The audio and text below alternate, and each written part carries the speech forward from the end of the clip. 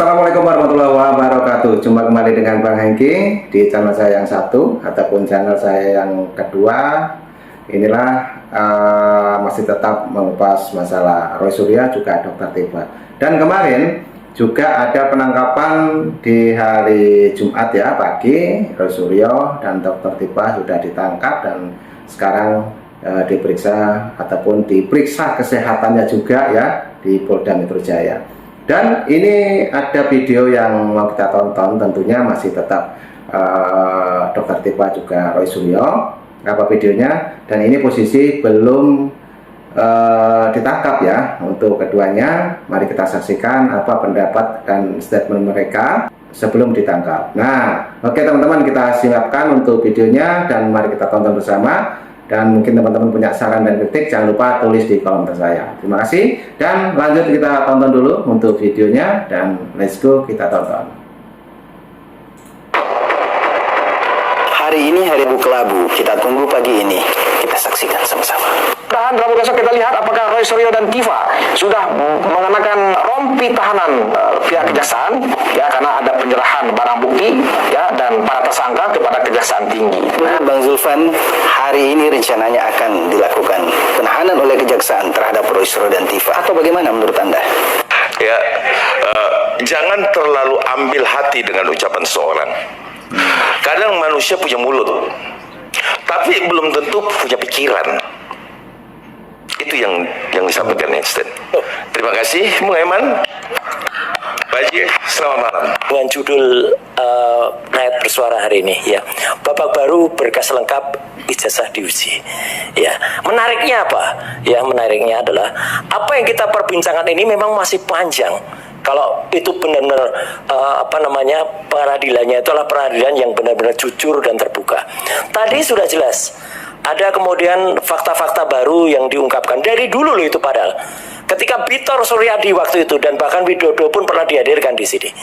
Ini tidak respons polisi, tidak kemudian mengambil. Kalau fair, harusnya orang-orang itu dipanggil, diperiksa. Persis ketika Pasar Pramuka waktu itu entah dibakar, entah terbakar. Itu ada 8 orang yang sudah diperiksa. Sekarang sebenarnya berkas itu masih ada kalau mau dicari. Bisa juga dikejar, siapa tahu di antara 8 orang itu ada kaitannya. Dan saya 8 orang yang dulu ikut terlibat dalam pembakaran Pasar Pramuka, terbakarnya Pasar Pramuka. Nah, tahun berapa ditahan itu 2012 kalau Nah, oke teman-teman, kita sebentar ya. Ini Roy Suryo menyangkal lagi waktu sebelum ditangkap tentunya. Ini di acara debat Rakyat Bersuara. Dan ini Roy Suryo sudah diperingatkan beberapa kali dan masih mengkorek-korek perkataan ataupun statement yang dulu-dulu pernah diucapkan teman-teman ya. Jadi dia pinginnya tuh diputar lagi, diulang lagi, diputar lagi seperti itu teman-teman. Oke, lanjut kita tonton lagi. Let's go. 2015. Udah tahu kalau ijazahnya Pak Jokowi itu asli. Dengan dalisi foto lah, embos lah, watermark, pret, telek, cowang kemi. Lah buktinya si peci merah sopo kui, sencah cilik wingi sore, dengan menggunakan digital, alah dengan menggunakan rumus iki alah embo. Ya buktinya dia mengatakan bahwa ada watermarknya. Ya, watermarknya sudah agak sedikit rusak. Lah ya rusak sejak tahun dahulu kala masih akon ene watermarknya. Sampai kapan kamu ingin membuktikan? Sampai hari ini tidak ada bukti sama sekali kalau kamu tuh melakukan penelitian toplak. Uang kami cocok untuk dihentikan. Akui saja kalau kamu tuh takut goblok. Dengan mengatakan kalau kamu ini ingin menghentikan kasus ini, itu tandanya kamu tuh tidak bisa membuktikan apa-apa gurcang kemuto dengan dalih penelitian. Aslinya itu di belakang itu ada bohir-bohir yang ingin berkuasa. Mungkin mereka juga merasa insecure, bu utangnya kakean, nanti disuruh bayar hutang, atau mungkin ada yang ingin berkuasa lagi, gitu loh.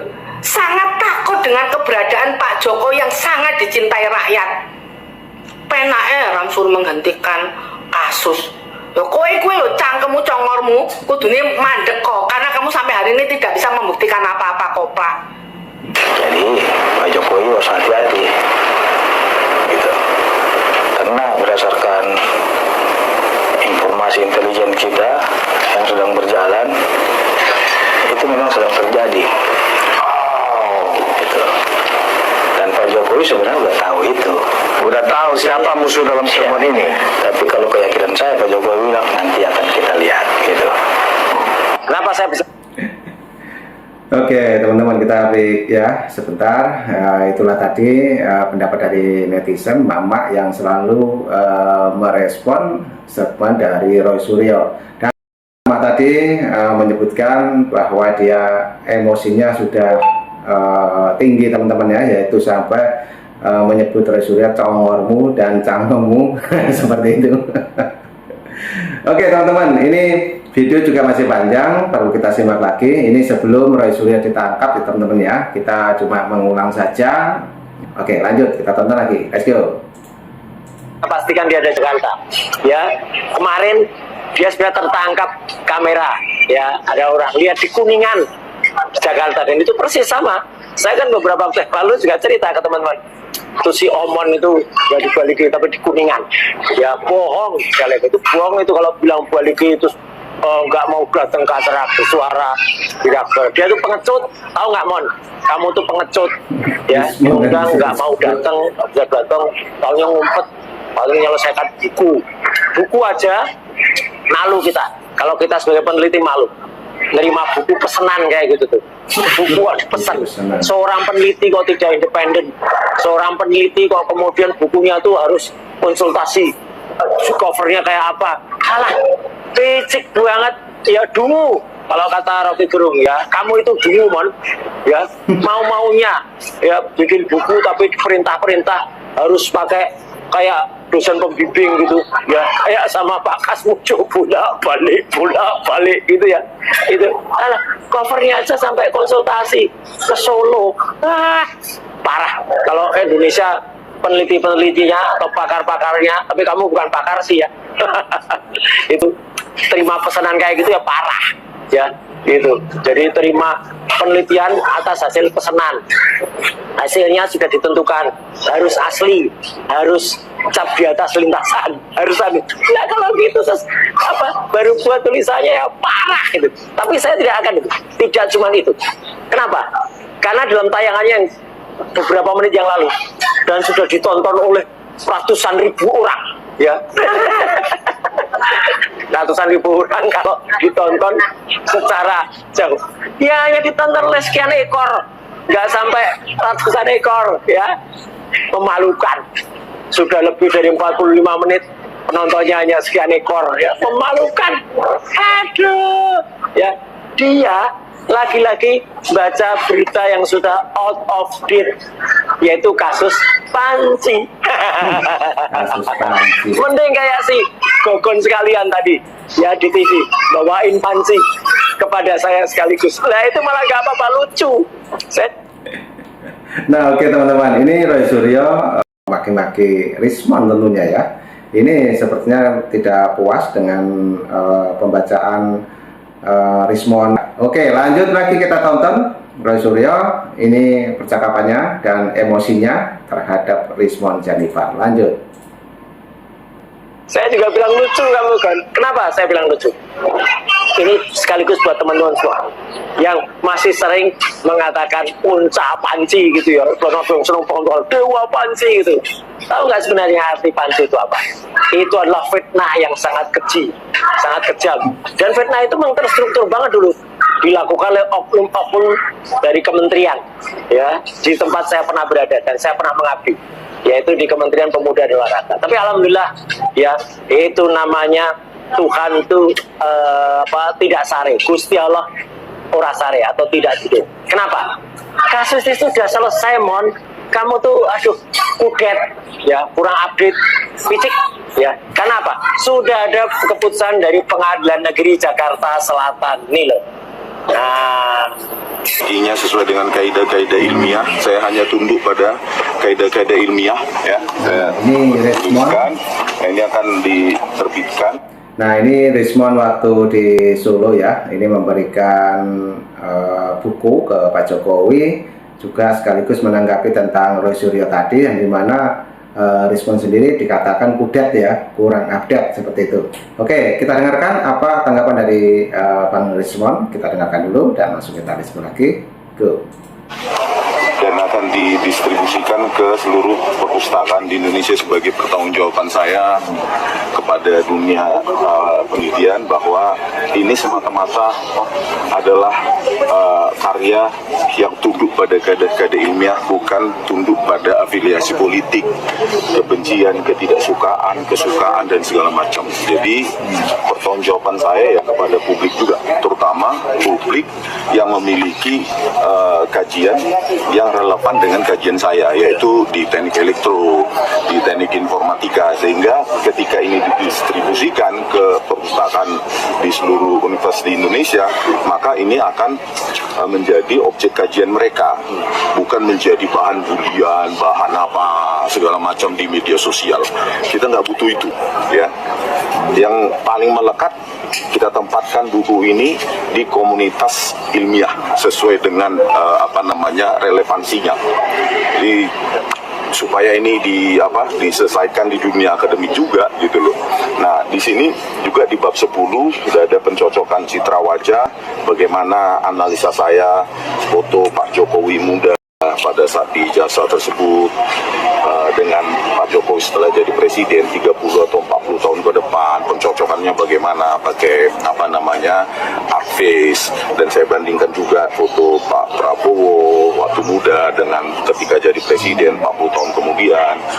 Ada juga kajian meskipun sudah tidak saya tulis karena lebih dari 800 nanti. Di situ juga saya uji coba juga untuk foto-foto yang orang-orang yang renown ya, orang-orang yang public figure yang sudah dikenal di Indonesia, seperti foto muda dan foto bandingkan dengan foto versi 30 tahun kemudian ya Pak SBY, Pak Luhut Binsar, Pak Anies Baswedan, Bu Megawati. Jadi sesuai rentangnya ya, jadi kecocokannya atau cosine similarity-nya ya antara 35 sampai 60%. Itu yang paling realistis.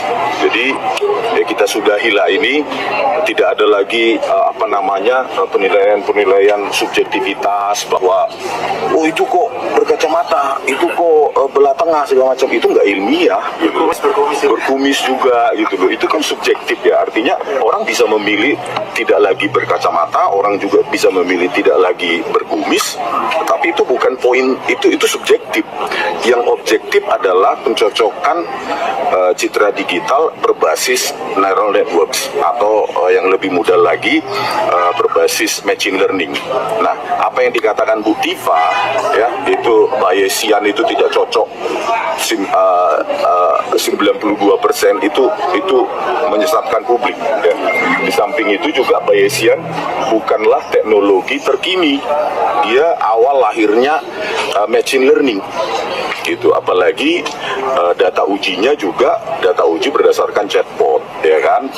Nah jadi udahlah kita sudah ini, saya juga supaya hiruk pikuk di media sosial ini bertanggung jawab kita buat, bukan lagi dikatakan Rismond pesanan, ini moral obligation saya ya kan. Makanya saya nggak mau terlalu ribut di media sosial, ya udah kita tempatkan aja lah ini di perpustakaan supaya dikaji bukan hanya generasi ini, generasi ke depan dan ke depan, bahwa kita bertanggung jawab untuk itu. Jadi Pak, Bisa mendapatkan buku ini gimana? Selain sudah ketemu ini masih proses produksi dulu ya kan, ISBN-nya juga supaya terregistrasi secara resmi bahwa skrip ini itu yang akan masuk ke penerbitan maupun percetakan gitu. Oke, rekan-rekan, saya tambahkan dikit ya.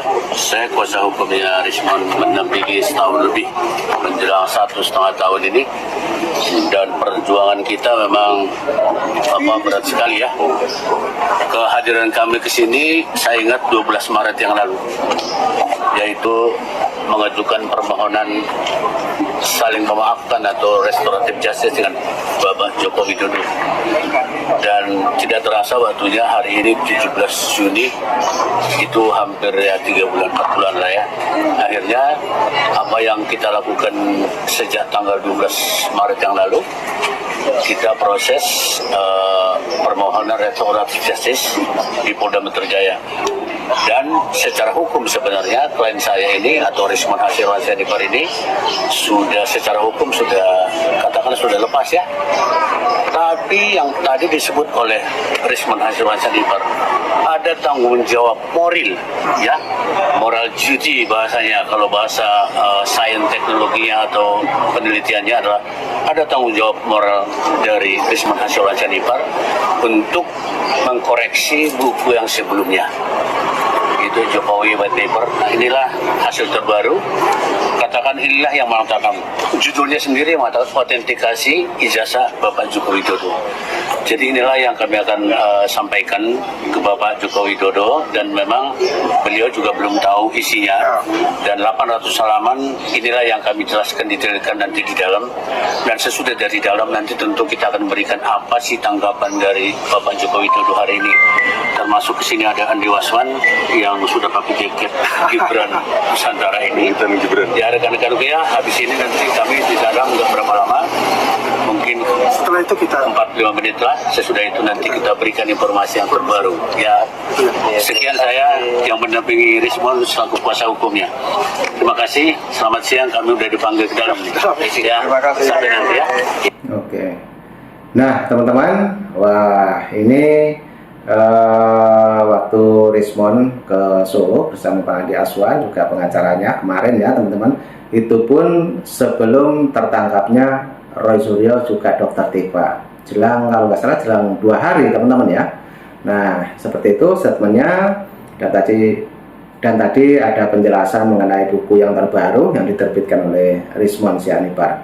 Dan tadinya Rismon sendiri, nah itu ditantang langsung oleh Roy Suryo, dan disitu posisi Roy Suryo sebelum ditangkap.